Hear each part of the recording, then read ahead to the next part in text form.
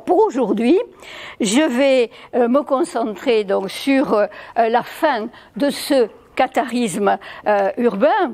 Et si vous vous souvenez un peu des cours précédents, alors d'un mois sur l'autre c'est difficile, le dernier cours avait porté surtout sur la procédure inquisitoriale et où j'avais essayé de vous montrer que cette procédure d'enquête était sur le plan technique un progrès dans l'exercice je ne sais pas si on peut dire de la justice, mais en tout cas, effectivement, dans le fonctionnement de la justice, puisque on procédait par enquête avec des témoignages, le recours à des preuves écrites, etc. Ce qui ne veut pas dire, bien entendu, donc ça fait rentrer ces procédures inquisitoriales, font entrer les procédures, ça rentre dans la modernité de l'exercice de la justice. Ça ne veut pas dire que ce soit une justice clémente, ça n'a absolument rien à voir, ni que ce soit une justice indépendante qu'on ne peut pas manipuler, ça n'a rien à voir. Simplement, sur le plan de la procédure technique, c'est effectivement une avancée. Alors, dans la deuxième partie du cours, j'avais donné un exemple qui était celui des enquêtes, parmi les premières grandes enquêtes inquisitoriales, celles qui avaient été conduites dans le Lauragais par Bernard de Caux et Jean de Saint-Pierre dans les années 1245-1246. Donc là, c'était un exemple qui était tiré du milieu de la dissidence dans les campagnes rurales ou dans les petits bourgs ou dans les castrats du Lauragais. Et on avait vu que même dans ce cas-là, les individus, les suspects, qui étaient particulièrement repérés et poursuivis par l'Inquisition, ce n'était pas la grande masse de tous ceux qui étaient convoqués. Vous vous rappelez, 5500 personnes convoquées, autant de témoignages, mais à l'intérieur de cette masse, ceux qui intéressaient les inquisiteurs, c'étaient les notables, en l'occurrence des notables ruraux, et plus particulièrement les consuls de ces villages et de ces petites villes. Et il y a là derrière peut-être presque plus une logique politique qu'une logique de répression religieuse, parce que ce sont ces notables, que ce soit dans les villes ou que ce soit dans les campagnes, ces consuls urbains qui ont une forme de pouvoir local.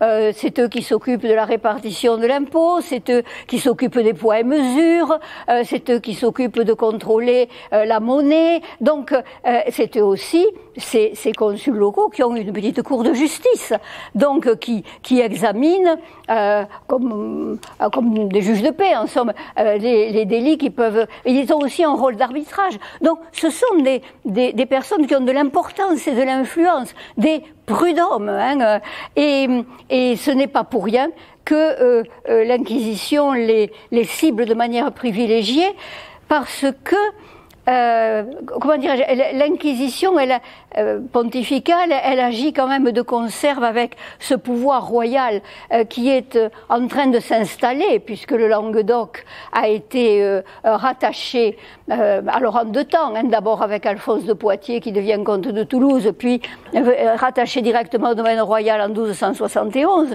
Donc il faut l'intégrer au royaume, dans l'administration, dans l'organisation de la justice royale, dans toutes les valeurs qui sont celles de la royauté, alors que le Languedoc le Midi était, d'une manière plus générale, avait une certaine distance vis-à-vis des instances de la royauté, et ce pouvoir local qui était incarné par les consuls, tant dans les villes que dans les campagnes, c'est quelque chose qu'il est bon de briser ou en tout cas de tenir en main dans la perspective d'une intégration totale.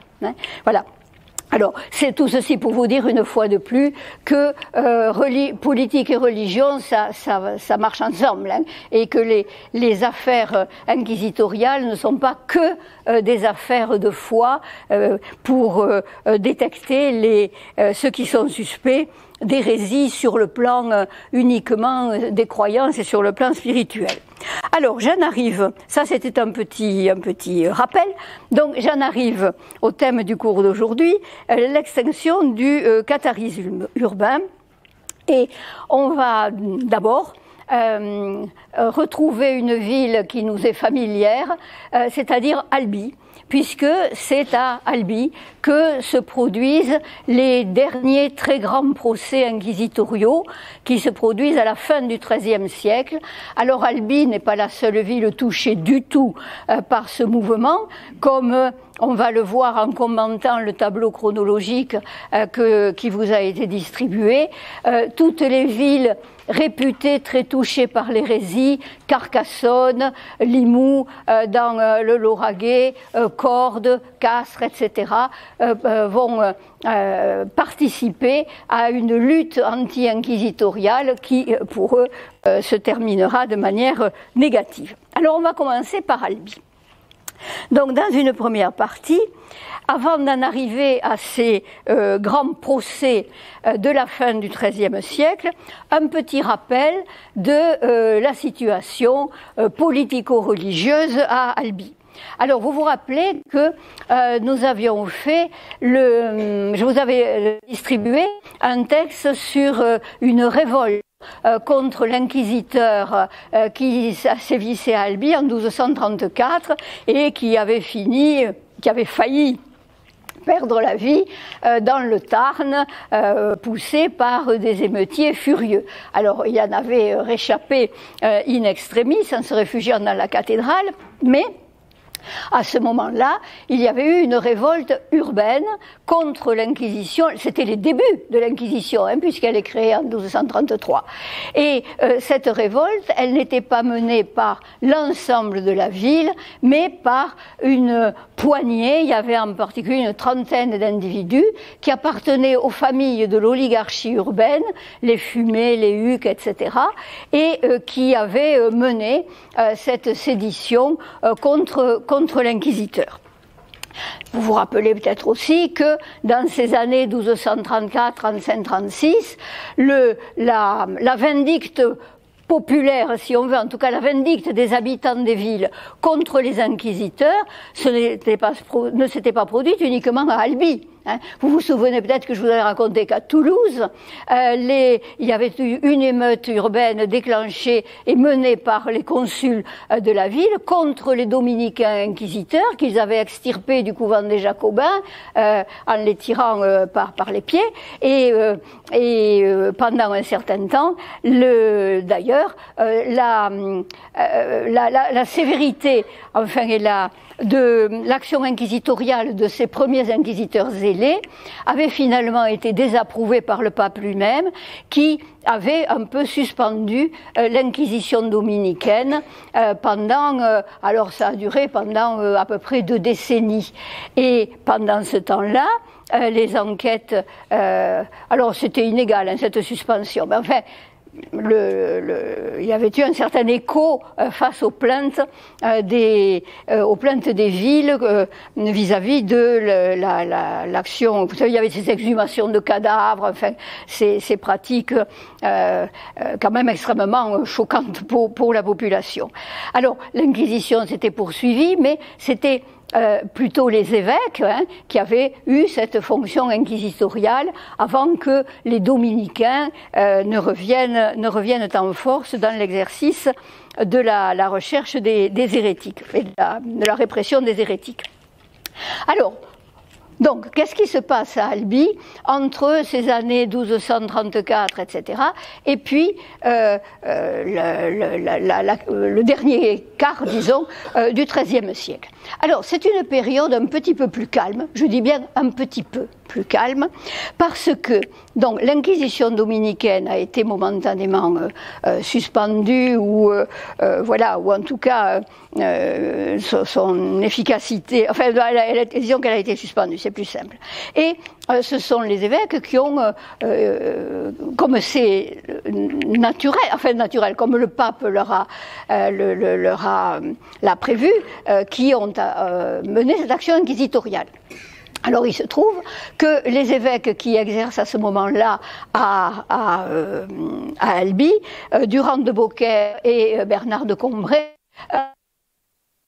que l'historiographie et que les inquisiteurs ont qualifié de tolérants, c'est-à-dire qu'ils n'ont pas poursuivi vigoureusement les hérétiques, et que le nouveau regard historiographique qualifie plutôt d'évêques proches de leurs ouailles, proches des fidèles, et surtout qui ne voyaient pas le danger que représenter aux yeux du pape et des légats cisterciens, des bons hommes et des bonnes femmes qui menaient une bonne vie, qui d'ailleurs fréquentaient l'Église et qui menaient une vie plutôt plus vertueuse que les autres. Donc il n'y a pas eu d'action vigoureuse des inquisiteurs, des évêques inquisiteurs albigeois, et ceci d'autant plus qu'ils étaient proches de leur population, et en particulier à ce moment-là, ça va changer, ils étaient assez proches de la bourgeoisie urbaine, et vous savez, des prêteurs, des changeurs, des marchands, drapiers, etc., dans la mesure où celui qui avait gêné et l'évêque d'Albi et la bourgeoisie urbaine, c'était le seigneur local, c'était les Trencavel. Et les Trencavel ont, comme ça a été le cas pour les comtes de Toulouse, ont été vaincus et ont cédé leur droit au roi. Donc, ce sont les officiers. Alors, qu'est-ce qu'un seigneur féodal? Vous le savez, il prélève des taxes, il prélève des temps-lieux, il prélève des hommes, etc. Donc, et ce sont les officiers royaux, ou plus exactement les officiers d'Alphonse de Poitiers, qui, reprenant les droits féodaux des anciens lignages seigneuriaux, ont exigé ces taxes, ces péages, et ont donc exercé cette pression fiscale sur ce que ça gêne le plus, ce sont les commerçants, les bourgeois, les marchands, les changeurs, tous ceux qui manient de l'argent.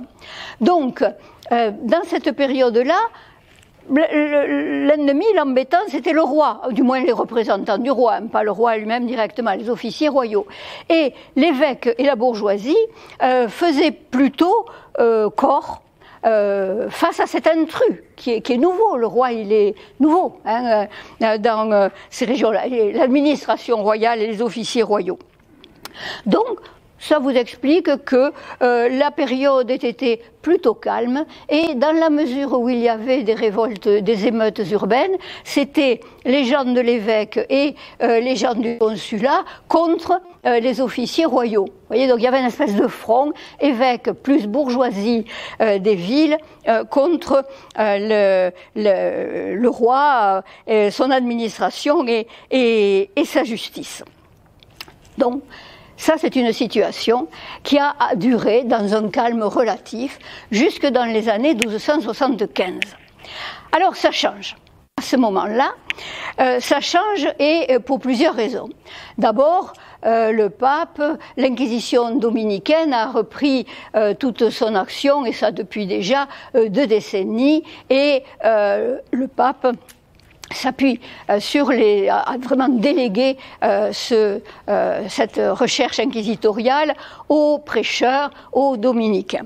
Donc l'Inquisition dominicaine reprend de l'importance. Et en particulier à Albi, c'est en 1276 que est fondé le couvent des prêcheurs d'Albi.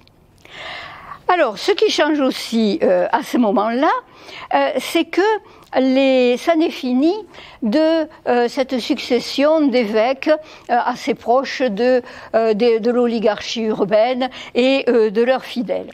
Parce que en 1276 est nommé un évêque qui s'appelle Bernard de Castanet. Alors Bernard de Castanet, ce n'est pas un dominicain, mais il est très proche. Mais c'est un séculier, mais il est proche des dominicains. Alors, je vous dis quelques mots de sa carrière.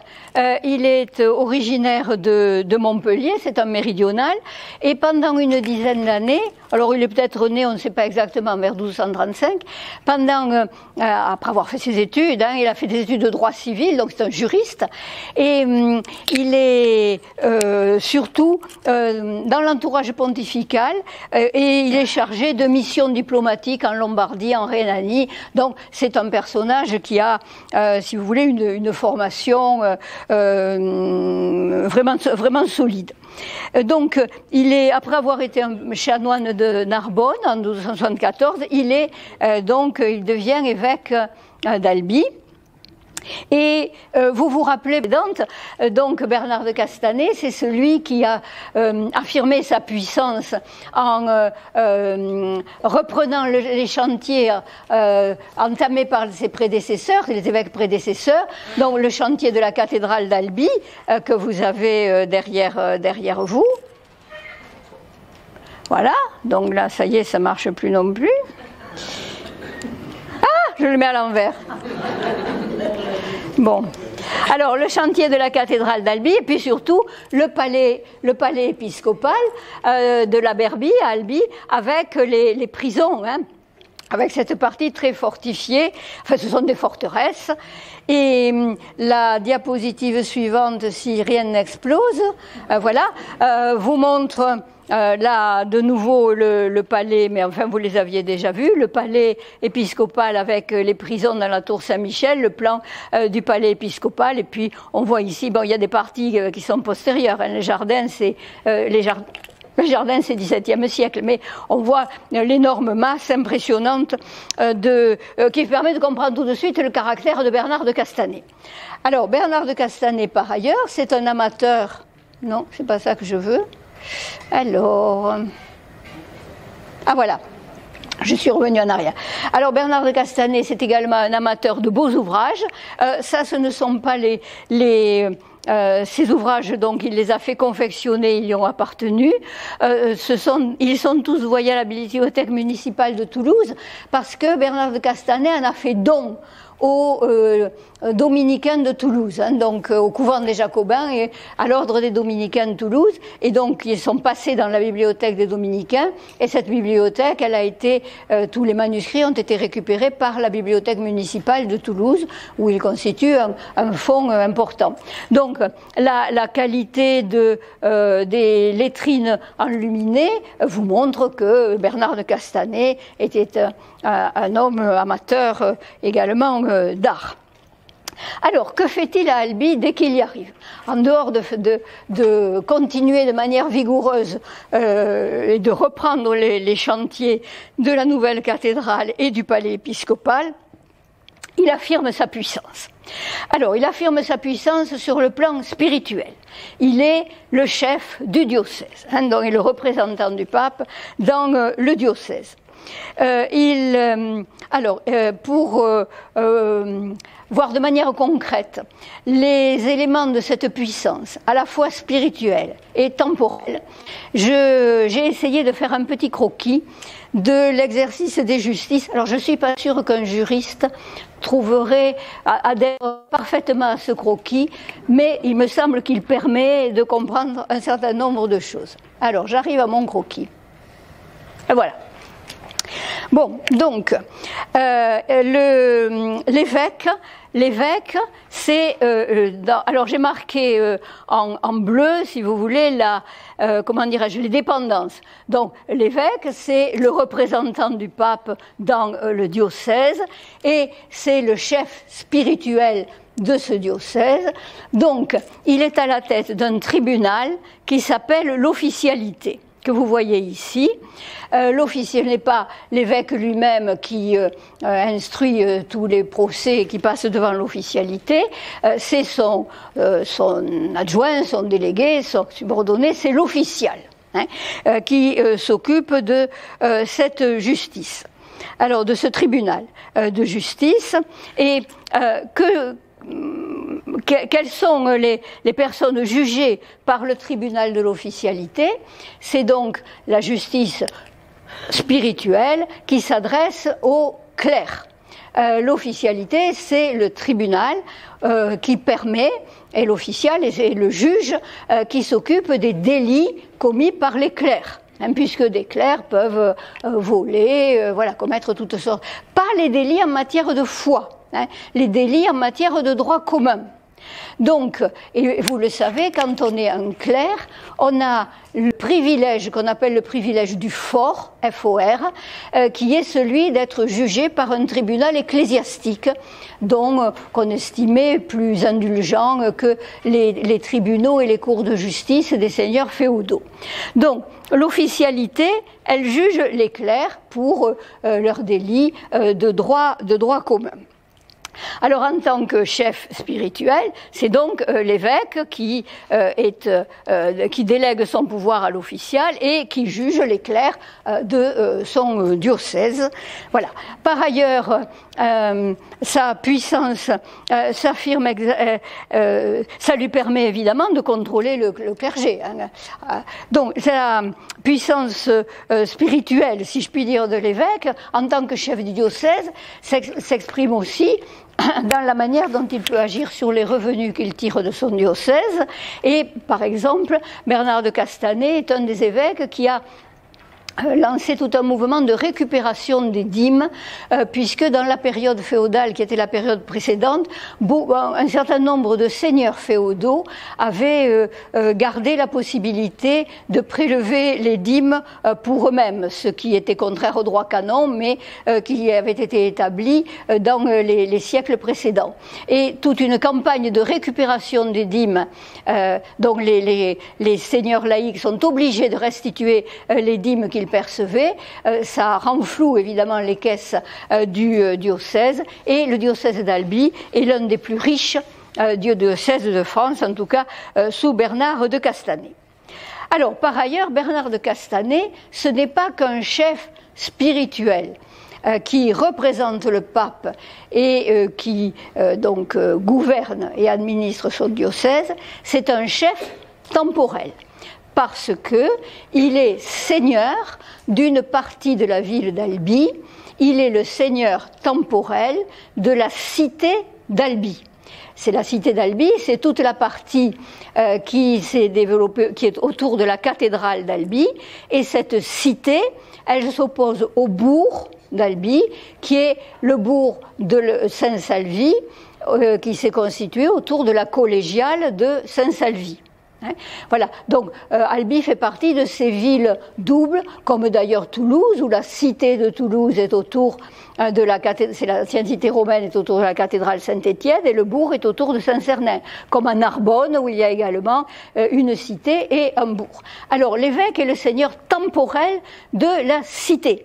Donc à ce titre, il agit en seigneur temporel. Il prélève des droits, il prélève des péages, il prélève des tons-lieux, il prélève des taxes, et par exemple des taxes à la circulation des marchandises sur le Tarn, où il est très bien placé pour pouvoir faire prélever ses droits. Et en tant que seigneur temporel de la cité, il dispose d'un tribunal, la cour temporelle, qui juge alors les habitants de la cité, qu'il juge en tant que seigneur temporel. Donc, ici, ce sont les clercs qui sont jugés, là, ce sont les habitants de la cité, et cette cour temporelle, elle a laissé dans Albi une marque particulière, parce qu'il y a une rue de la temporalité, qui fait allusion à cette cour de justice. Donc, l'évêque a un pouvoir de justice sur les clercs de son diocèse, sur les habitants de la cité d'Albi, et par ailleurs, le pape a créé cette juridiction exceptionnelle qu'est l'Inquisition, qu'il a confiée en priorité aux dominicains, mais, je vous le rappelle, tous les évêques, l'action inquisitoriale fait partie de la mission de tous les évêques. Donc, ceux qui veulent exercer cette mission, et vous vous doutez bien que Bernard de Castanet en fait partie,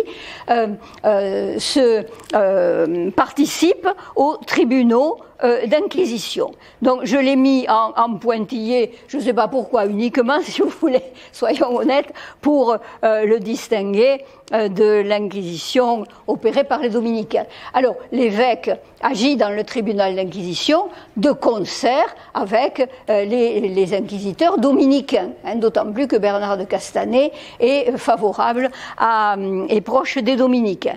Donc vous le voyez, cet évêque, qui est à la fois le chef du diocèse, mais le seigneur temporel de la cité, et qui est un inquisiteur ne dépendant de ce fait que du pape, a un pouvoir tout à fait considérable. Alors ce qui fait que Bernard de Castanet n'est pas du tout populaire, c'est qu'il se montre impitoyable dans l'exercice de ses justices, qu'il s'agisse de la justice temporelle ou qu'il s'agisse de l'officialité. Il est impitoyable, alors je vous en donne quelques exemples. Il n'hésite pas à faire prononcer des peines de mort. Par exemple, une jeune femme enceinte qui vole parce qu'elle a besoin de se nourrir, eh bien, fait les fruits du caractère de Bernard de Castanet. Pour vous donner un autre exemple assez concret, lorsque les détenus ont été exécutés et qui sont de plus excommuniés, donc ils subissent à la fois la peine temporelle et la peine spirituelle, eh bien leurs corps sont suspendus dans les arbres aux fourches patibulaires de la cité. Alors il se pose comme et Bernard Castanet se pose comme un redresseur de tort dans tous les domaines, parce que dans le domaine, si vous voulez, des activités mercantiles nécessaires à la bourgeoisie, eh bien il gêne par ses prélèvements fiscaux, il gêne par les péages, il gêne les consuls aussi, parce que il se mêle d'attributions qui sont celles des consuls, les poids et mesures, la répartition de l'impôt, donc il est un obstacle à l'épanouissement des activités commerciales de cette oligarchie marchande, d'une part, et d'autre part, c'est un redresseur de tort aussi en matière de sexualité.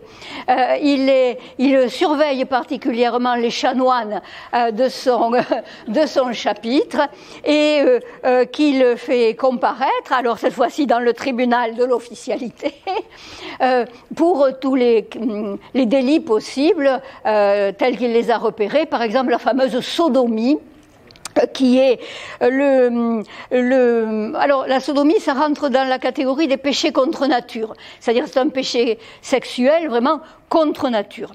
Et alors ça désigne à la fois soit la sodomie elle-même telle que nous la concevons, c'est-à-dire les rapports anneaux, je sais pas si on dit anal, anneaux, bon, entre hommes, mais ça désigne le même acte sexuel d'un homme à une femme, ça désigne toutes les positions des relations sexuelles qui sont considérées comme contre nature.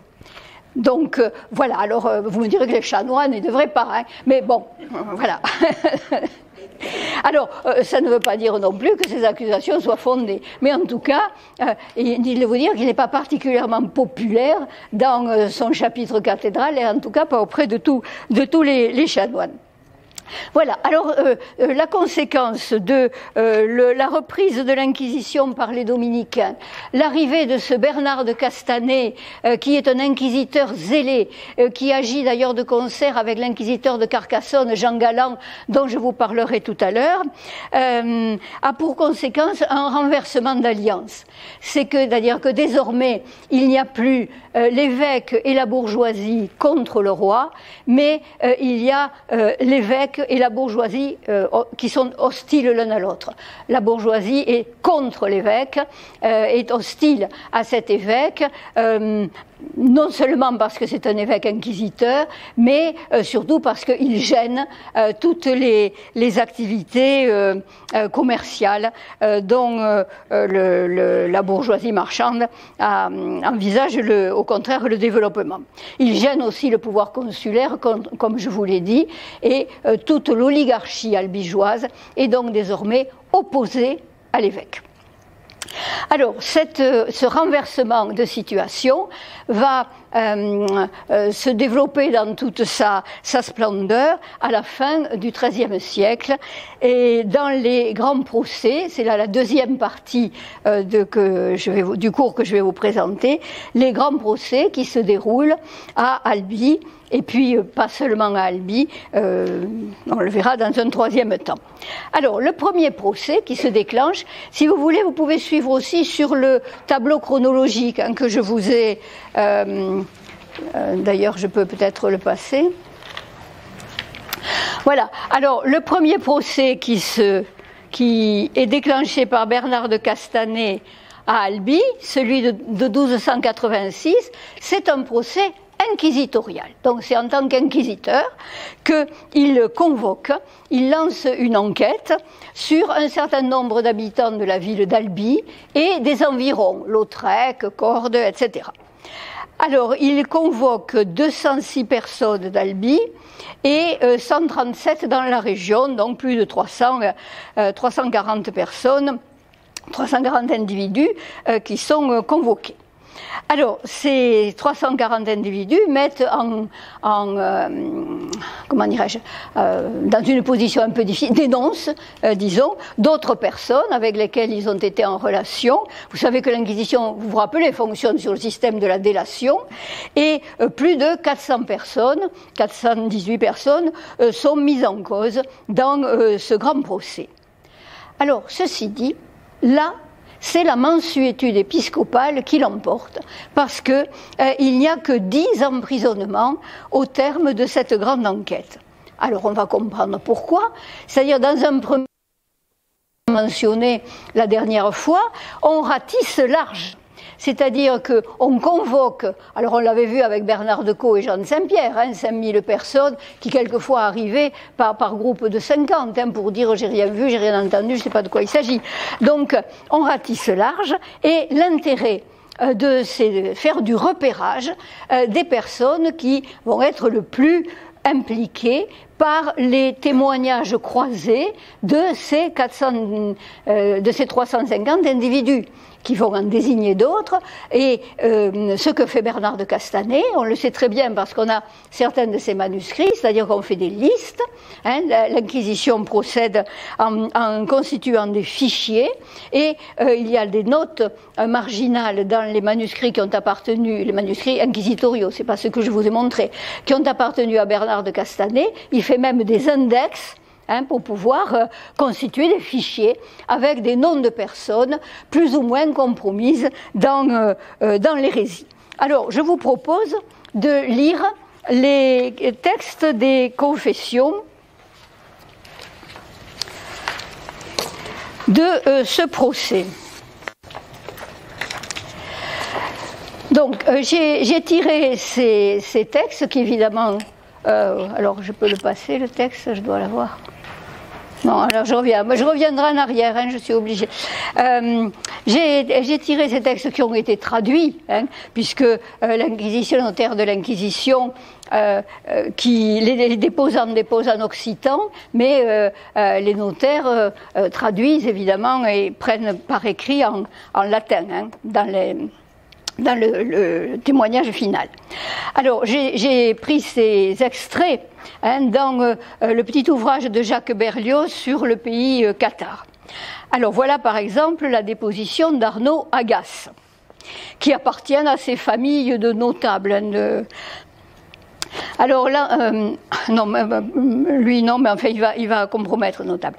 L'an du Seigneur 1286, le 1er février, Arnaud Agasse, de la paroisse de Saint-Jean de Serviès en Lautrécois, au diocèse d'Albi, constitué en présence de révérend père le Seigneur Bernard, donc il s'agit de Bernard de Castanet, l'évêque, par la grâce de Dieu, évêque d'Albi, en qualité de juge ordinaire d'Albi et de l'Albigeois, et de ce fait inquisiteur en ces lieux de dépravation hérétique.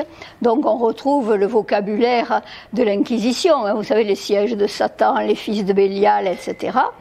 Donc inquisiteur en ces lieux de dépravation hérétique, et donc Bernard de Castanet, agissant en qualité de délégué de Jean Galland, Alors c'est l'autre bête noire. Jean Galland est inquisiteur de l'hérésie, député par le siège apostolique, et Jean Galland, le siège inquisitorial de Jean Galland, c'est à Carcassonne, hein. Donc ils agissent de conserve. Alors, et en présence de Guillaume de Montclar, qui est le prieur des prêcheurs d'Albi, c'est-à-dire le supérieur du couvent des dominicains d'Albi, et en présence de frère Guillaume de Pierrelatte, qui est le lecteur du couvent d'Albi, c'est-à-dire celui qui lit les sentences, hein, un professeur.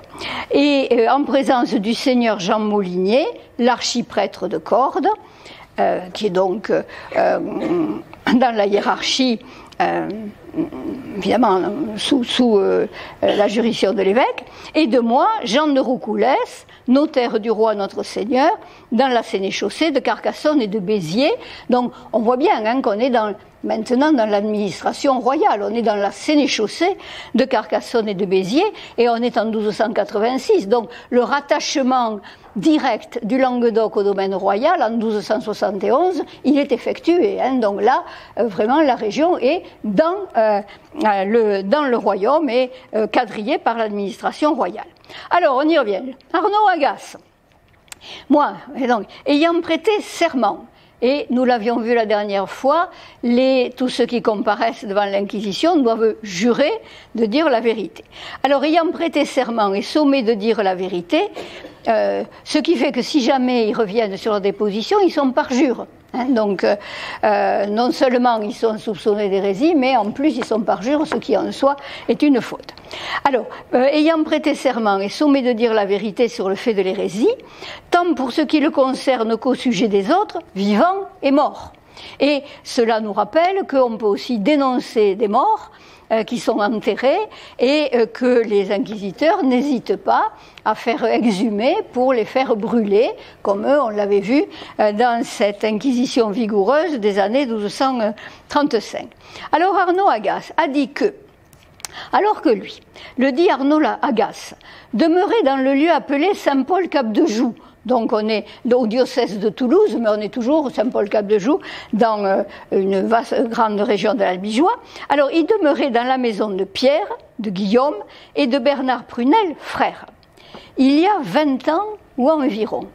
Alors ça aussi c'est une caractéristique de ces interrogatoires d'inquisition, c'est que ça ne porte pas du tout uniquement sur un passé proche. On remonte dans le souvenir des gens, même sur décennies ou plus, quelquefois sur 30 ans, ce qui permet évidemment d'élargir considérablement le repérage de toutes les personnes qui ont été dans le passé compromises par l'hérésie. On peut déterrer le grand-père, hein, donc, et la grand-mère. Alors, donc il était dans la maison des frères Prunel, il y a 20 ans ou environ, et un jour, le dit Guillaume Prunel, alors savetier, lui dit à lui Arnaud qui parle, « Si tu veux me croire et adhérer à ma parole, je ferai en sorte que tu deviennes un homme riche. » Lequel Arnaud interrogea le dit Guillaume, « Par quel moyen ?» Et le dit Guillaume Prunel lui dit que lui, Guillaume, voulait se retirer et devenir bonhomme. Donc, on retrouve le vocabulaire utilisé par ceux qui sont soupçonnés d'hérésie, qui ne s'appellent jamais ni hérétiques ni cathares. Ils s'appellent bons hommes, bonnes femmes, prud'hommes, etc. Bons chrétiens. Alors, Guillaume, donc, il y a 20 ans, voulait se retirer du monde hein, et devenir bonhomme, entendant par là qu'il se ferait hérétique. Ça, c'est la traduction du notaire de l'Inquisition, hein, du greffier de l'Inquisition, à ce que dit le dit Arnaud qui parle. Le dit Arnaud lui répondit qu'il ne voulait pas se retirer avec lui et que cela ne lui plaisait pas. Et peu de jours après ces paroles, le dit Pierre Prunel le renvoya de sa maison, lui Arnaud, témoin qui parle, parce qu'il avait maltraité une vache. Bon. Après ça, ces dépositions sont souvent savoureuses de détails, mais ça on le verra avec les dépositions de l'enquête de Jacques Fournier là, dans le diocèse de Pamiers. Alors, on voit bien l'intérêt d'une déposition de ce genre. Donc lui, à 20 ans, il a eu, oui, contact avec quelqu'un qui avait l'intention, vous voyez, de devenir hérétique, mais c'était il y a 20 ans, hein, et voilà, bon, il a refusé.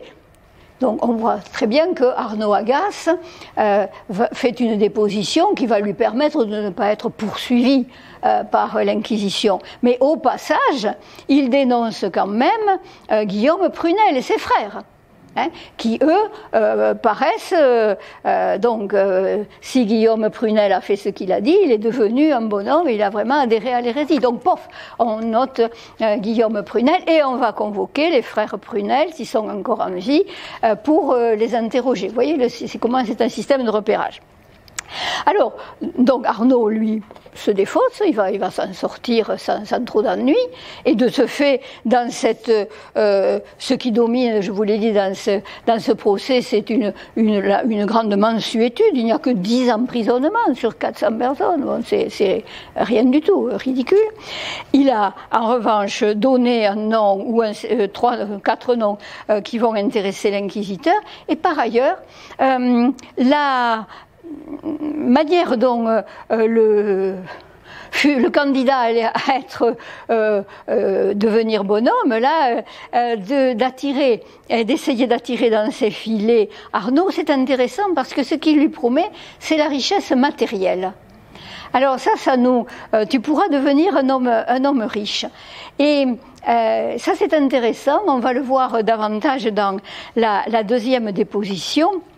Parce que, a priori, ça nous paraît un petit peu contraire à ce que on sait ou ce qu'on croit savoir de l'idéal de bonne vie, des bons hommes, des bonnes femmes qui étaient proches du mode de vie apostolique.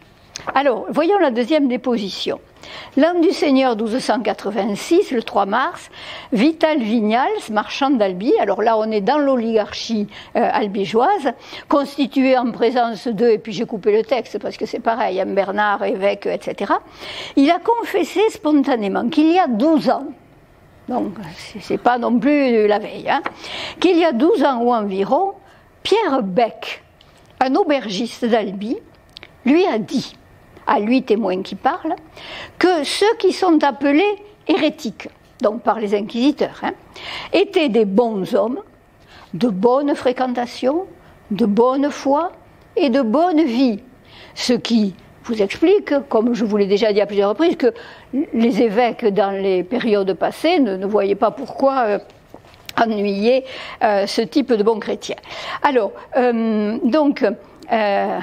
le témoin, ceux qui sont appelés hérétiques étaient des bons hommes, de bonne fréquentation, de bonne foi et de bonne vie, et que s'ils les révéraient, c'est-à-dire s'ils leur rendaient une certaine, alors je ne sais pas si on peut employer le mot de culte, mais qu'ils procédaient à un certain rituel, s'ils les révéraient, beaucoup de bien lui en proviendrait, et que par l'édit hérétique, il pouvait gagner le salut de son âme beaucoup mieux que par tous les autres, sous-entendu les autres ecclésiastiques. Hein.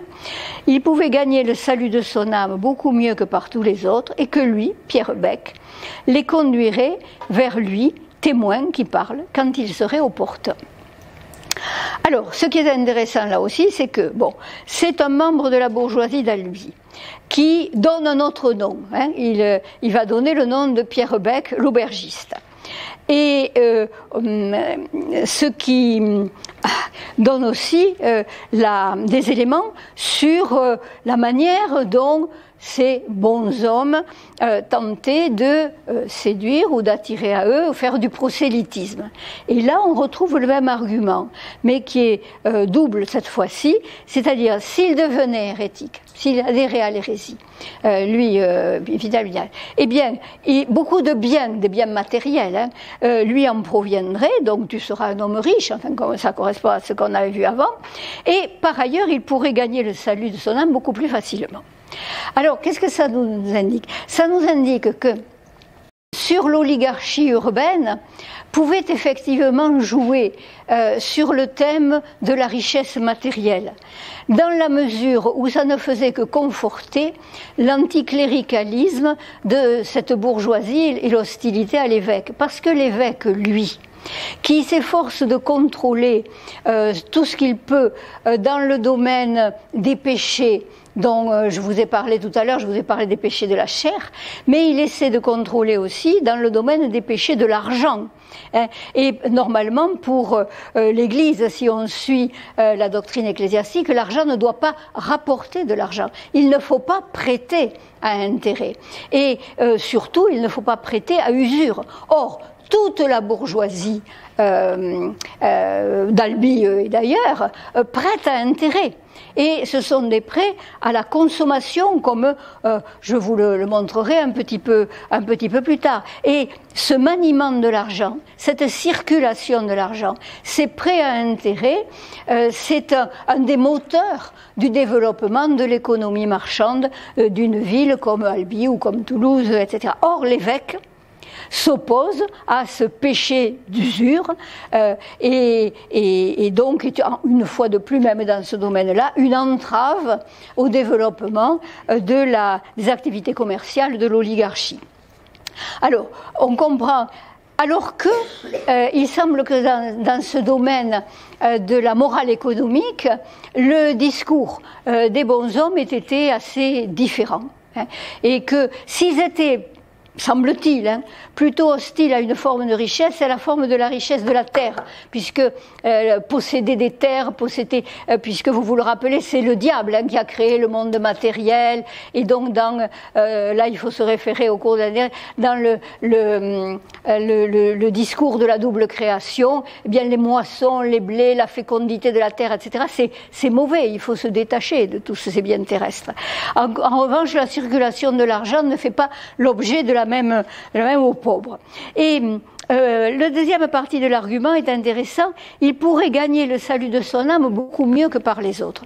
C'est-à-dire qu'il ferait son salut de manière plus aisée, plus facile et plus rapide que dans le système de la doctrine catholique officielle, qui impose de passer par la série de tous les sacrements, et notamment par la confession, la pénitence, etc., alors que dans ce que l'on croit savoir de l'ecclésiologie cathare, pour faire son salut, il faut recevoir le consolamentum.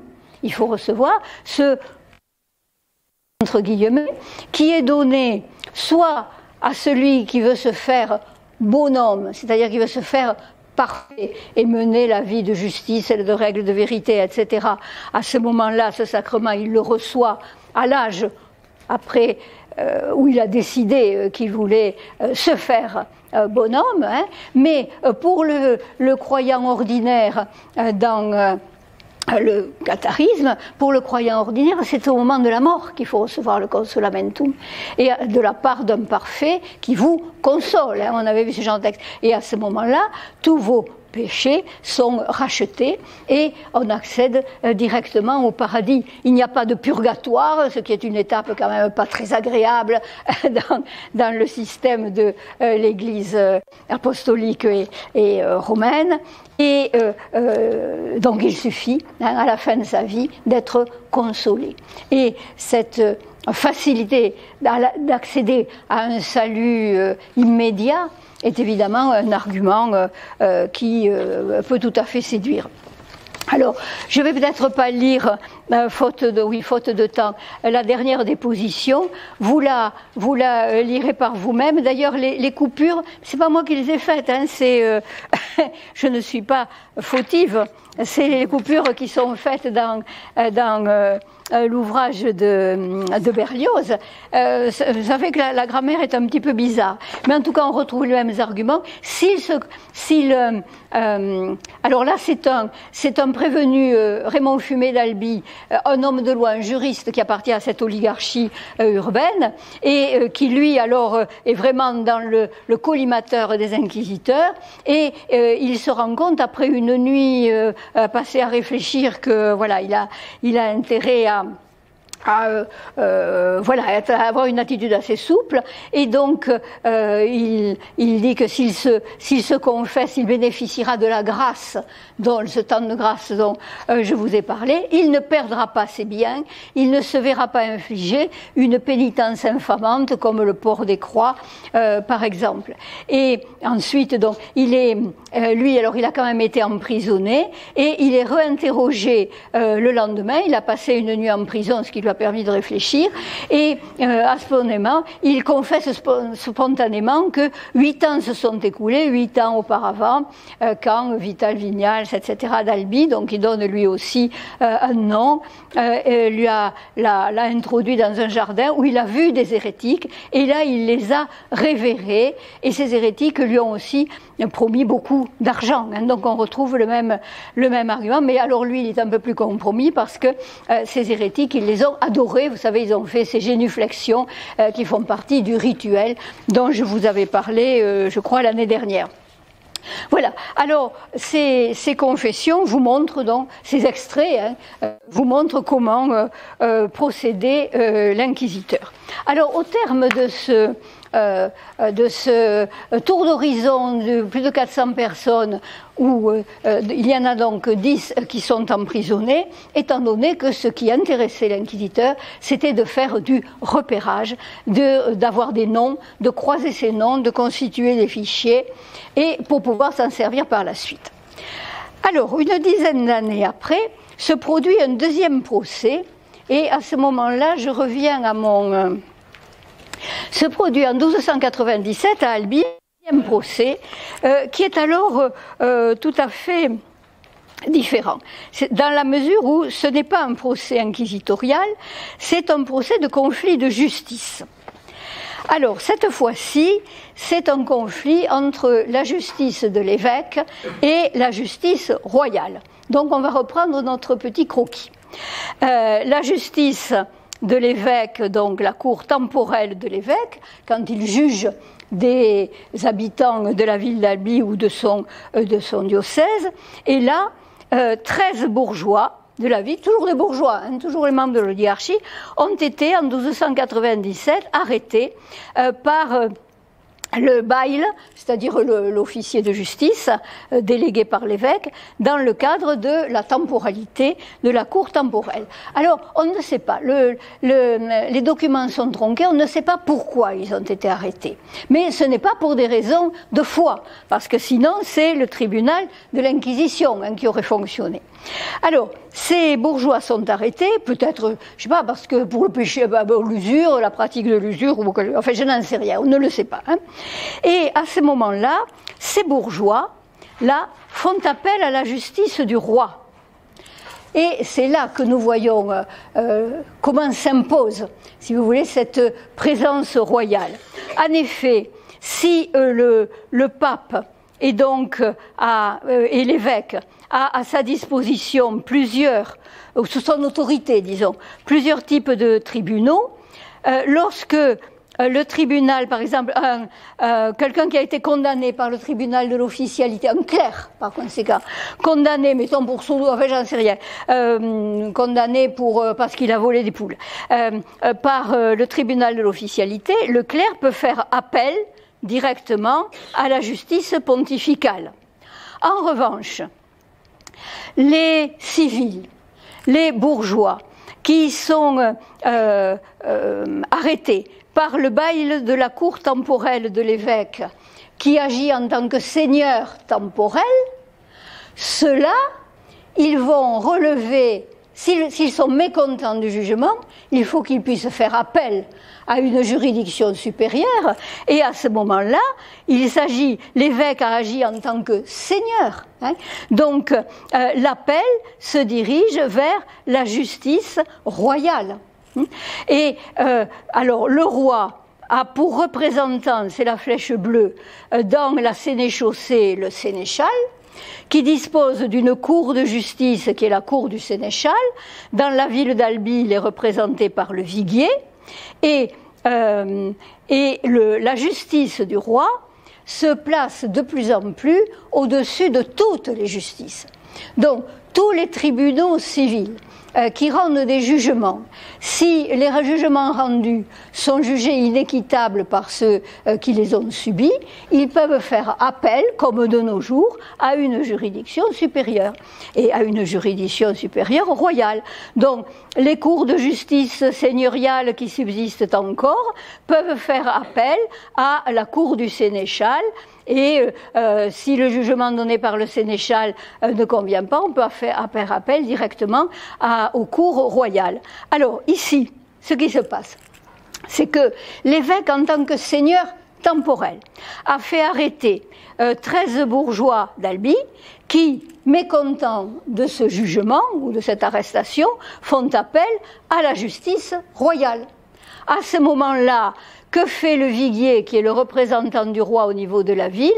Il s'interpose, il récupère, avec ses sergents en armes, il récupère les bourgeois en question et il les libère. Et l'évêque ne peut rien faire.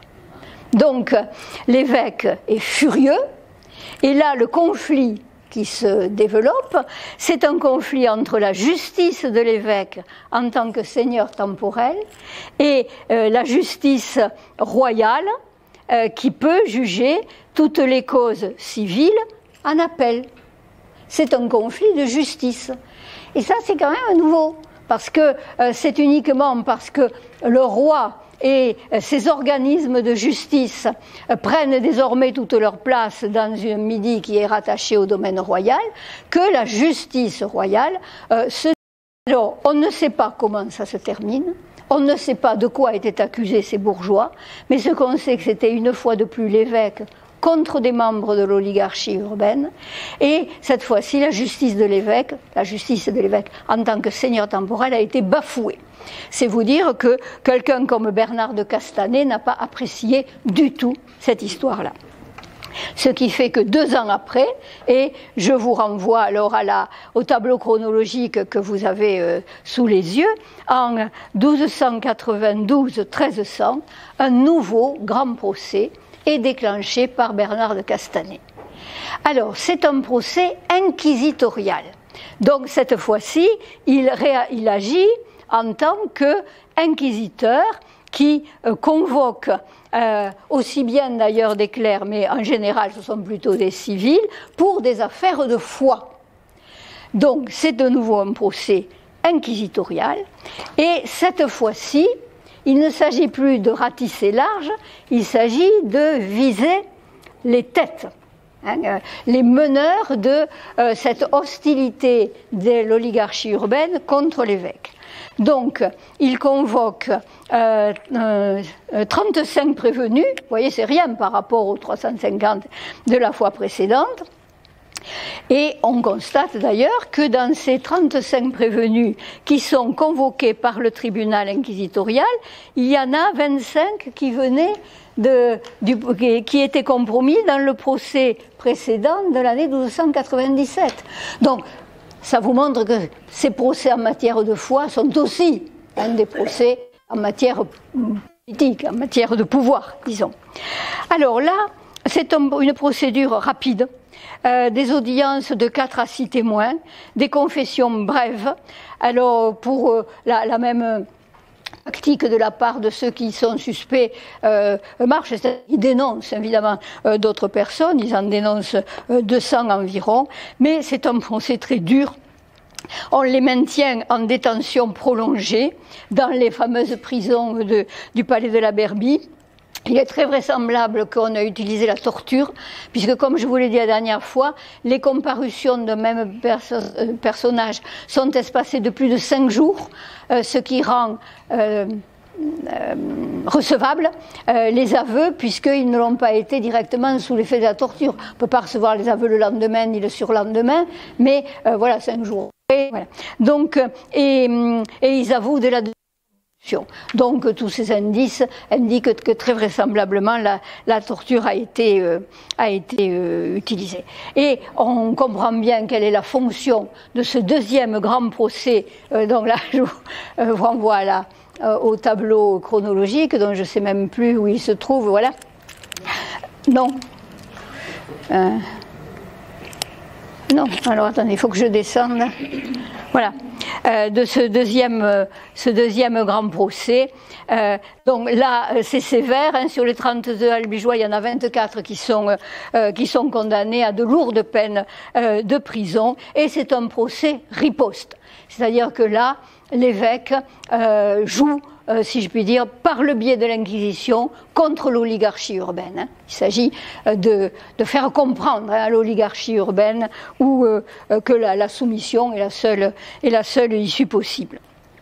Alors, on se rend bien compte qu'il s'agit de soumettre l'oligarchie urbaine quand on étudie, quand on examine le milieu social des hérétiques. Oui, ça c'est le texte que nous avons lu. Alors, ce milieu social, comme le tantôt j'abrège, les accusés du deuxième procès appartiennent à ce milieu oligarchique. C'est les familles Fenas, c'est les familles Huc, les familles Fumé, dont nous avons déjà entendu parler. Ils sont marchands, ils sont juristes également. Donc c'est vraiment un milieu de notables, du savoir et de la richesse. Ils sont consuls. Ou bien prud'hommes de la ville. Leur fortune s'estime entre 500 et 2000 livres. Et par exemple, alors en quoi consiste cette fortune? Elle consiste en immeubles urbains, hein, bien sûr. Ils louent, ils possèdent des hôtels, ils louent des hôtels au sens de demeure. Hein, ils louent des biens urbains, mais ils ont également des métairies et des biens ruraux, et surtout ils ont des créances. Alors c'est ce qu'on voit sur le tableau ici, qui est élaboré par Jean-Louis Biget. Ce sont les créances de Guillaume Fenas, qui a 1600 livres de fortune et qui prête de l'argent non seulement à des habitants d'Albi, mais, vous le voyez, dans un cercle régional. Là c'est 10 km, là c'est 20 km et là c'est 30 km. Il prête donc jusqu'à Lombers ou jusqu'à Réalmont, et ce sont des prêts à la consommation, ce sont des prêts usuraires, hein, avec des taux qui sont estimés à des taux usuraires, et ça fait partie de cette circulation, de cette valorisation de l'argent qui appartient aux pratiques commerciales des oligarchies urbaines. Voilà. Alors, ce procès donc a quand même été un procès très dur, avec des moyens extrêmement brutaux, et les membres de l'oligarchie urbaine ont bien compris quand même, hein, désormais où soufflait le vent. Et ce procès cette succession de procès a un rôle important dans cette extinction du catharisme urbain. Alors, ce n'est pas qu'à Albi que ça se passe, et sur le tableau. Donc, vous le voyez, c'est un véritable front qui se constitue avec l'union de 5 villes, évidemment Albi, Carcassonne, où il y a l'inquisiteur Jean Galland, qui est aussi unique les Bernard de Castanet à Albi, Castres, Cordes, et du côté carcassonnais, Limoux. Alors, dans ces 5 villes, pendant une dizaine d'années, il y a un climat insurrectionnel. Vous vous rappelez peut-être, je vous en avais un peu parlé pour Carcassonne en 1286, et vous le voyez sur le tableau chronologique, il y a eu une révolte contre l'Inquisition, et notamment contre les archives de l'Inquisition de Jean Galland, que l'on a brûlées, de manière à brûler ces listes de noms compromettants. Tu veux lequel? Le tableau chronologique. Ah non, j'ai dû le passer. Oui, voilà. Donc, ça c'est... Vous voyez, puis c'est parfaitement concomitant. Hein, la révolte de Carcassonne contre les archives et contre Jean Galland. Alors ensuite, le facteur nouveau, et que vraiment je ne vais pas pouvoir traiter, en tout cas maintenant devant vous, c'est que dans toute cette agitation, oligarchie contre évêque, inquisiteur, que ce soit à Carcassonne ou à Albi ou à Limoux, etc., il y a désormais une nouvelle dissidence qui est apparue, et que l'on appelle la dissidence des spirituels. Alors je vous dis très rapidement de quoi il s'agit. Là, on n'est plus du tout dans un milieu hérétique, en tout cas jugée telle pour l'instant par les inquisiteurs, on est dans un milieu franciscain. Et dans ce milieu franciscain, il y a des frères, notamment dans la région de Narbonne et dans la région de Carcassonne, mais surtout le Narbonnais, qui estiment que l'ordre franciscain a dévié par rapport à ses idéaux de départ, suivre nu, le Christ nu, etc., que les couvents sont des couvents riches, dans des beaux bâtiments, qui possèdent des réserves importantes, et que si les frères mendient, comme ils devraient le faire, puisque ce sont des mendiants, c'est un peu quand même, si je puis dire, théorique. Alors, dans ce mouvement franciscain, qui est animé par Bernard Délicieux, lequel est lecteur, c'est-à-dire il lit les livres des sentences à Carcassonne, c'est un franciscain, et il est à la fois révolté par les pratiques de l'Inquisition. Donc Bernard Délicieux participe aussi bien à Carcassonne qu'à Albi à toutes les émeutes contre l'Inquisition et contre les inquisiteurs, et il y participe d'autant plus que il est tout à fait le chef de file un des chefs de file de ce mouvement des spirituels. Alors que veulent les spirituels?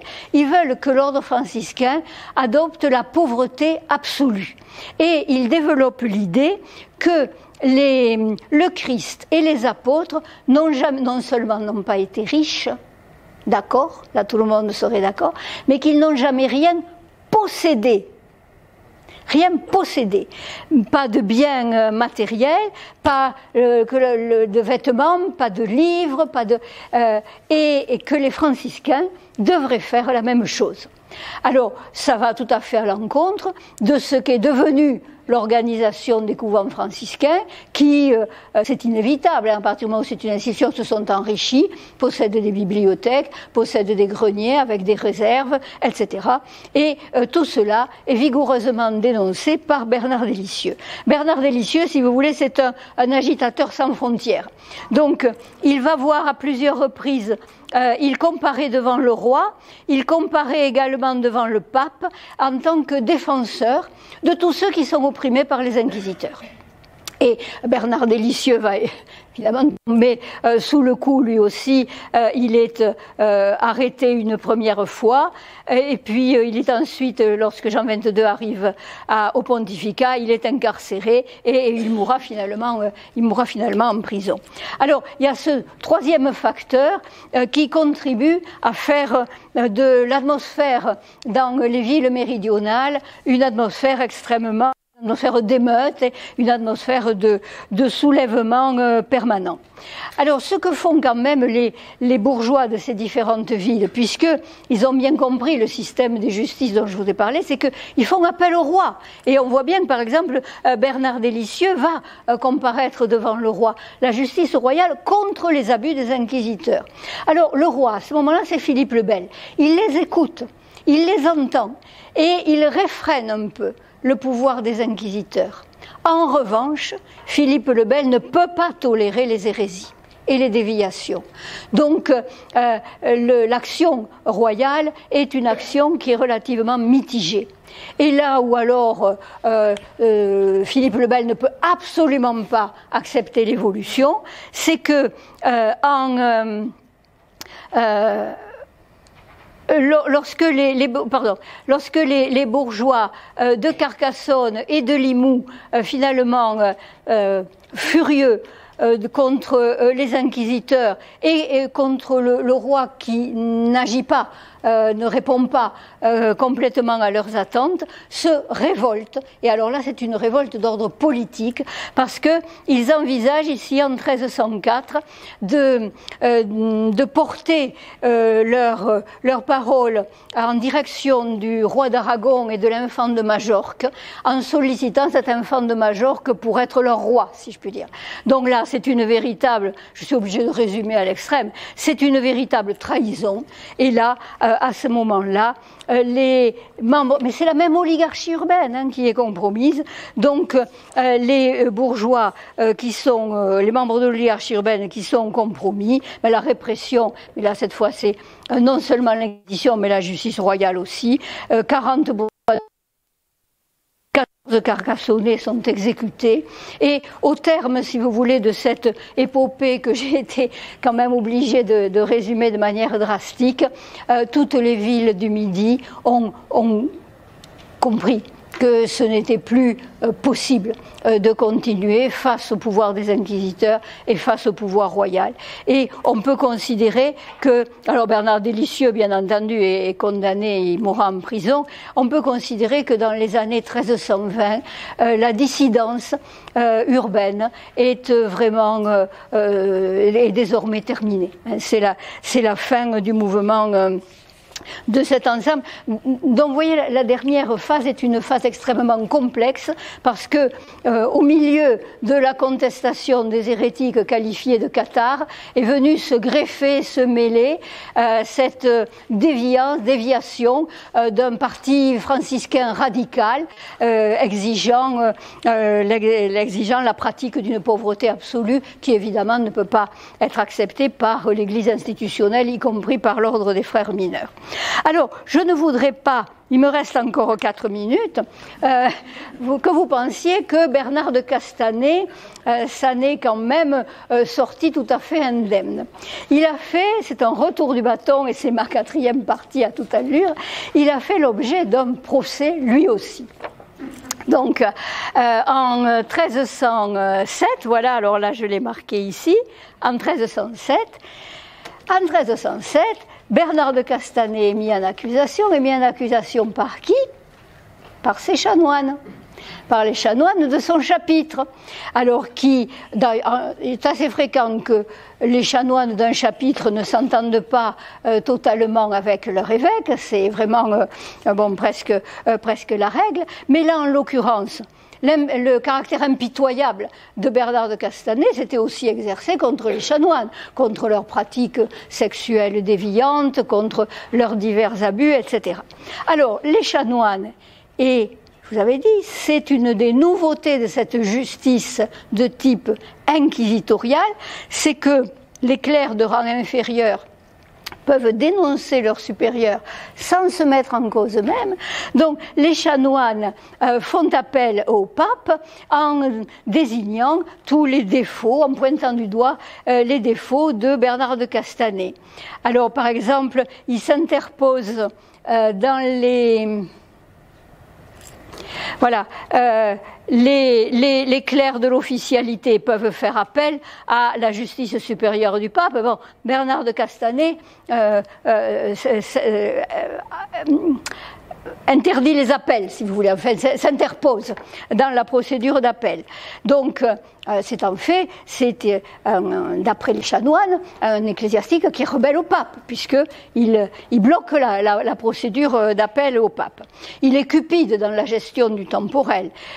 Il a des pratiques mafieuses. Alors, mafieux, c'est évidemment pas le nom, pas le terme qui est utilisé dans le procès, mais il utilise la torture de manière assez laxiste. On l'accuse même d'avoir empoisonné certains de ses ennemis avec des hosties vénéneuses. L'incurie pastorale, puisqu'il néglige le culte des défunts et surtout la sexualité. L'incontinence, donc au sens de l'inconduite sexuelle, est dénoncée par les chanoines chez Bernard de Castanet, qui poursuit, dit les chambrières dans les cours du palais épiscopal. Alors il a 70 ans, il y a des hommes qui sont en très bonne forme, et il aurait même poussé jusqu'à faire assassiner sa maîtresse en titre. Alors ça ne veut pas du tout dire, ces accusations, que ce soit vrai. Hein, vous l'avez bien compris avec le système. Donc c'est le moyen de déclencher un procès, et un procès qui n'aboutit pas. Parce que en 1308, la procédure est annulée. Comme je crois que je vous l'avais dit, c'est très fréquent dans le cas de ces procès de grands prélats, ça n'aboutit pas. Simplement, il n'y a pas vraiment de sentence. On ne sait pas si ces accusations dont certaines sont vraisemblablement très fantaisistes, sont exactes. Mais la compétence inquisitoriale de Bernard de Castanet lui est suspendue par le pape, et il est transféré sur le siège du Puy, ce qui est quand même voilà, une forme de sanction. Hein, c'est que le siège du Puy est beaucoup moins intéressant que le siège épiscopal d'Albi. Alors, malgré tout, et je suis désolée de vous le dire si vous n'aimez pas Bernard de Castanet, le pape suivant, Jean XXII, dont il est quand même proche, le fera cardinal, et finalement, il mourra avec tous les honneurs. Mais voilà, ce qui est intéressant, je crois, dans bon, cette fin de... C'est, vous voyez que ces conflits de justice et la multiplicité des tribunaux et des procédures juridiques permettent quand même un jeu de pouvoir très intéressant, même si ça n'aboutit pas chaque fois. Voilà, alors écoutez, on se retrouve à l'octobre prochain. Si cette vidéo vous a plu, vous pouvez nous rejoindre à l'Université du Temps Libre de Tarbes et de Bigorre à l'adresse utl-tb.info. Et n'oubliez pas, si ce n'est déjà fait, de vous abonner.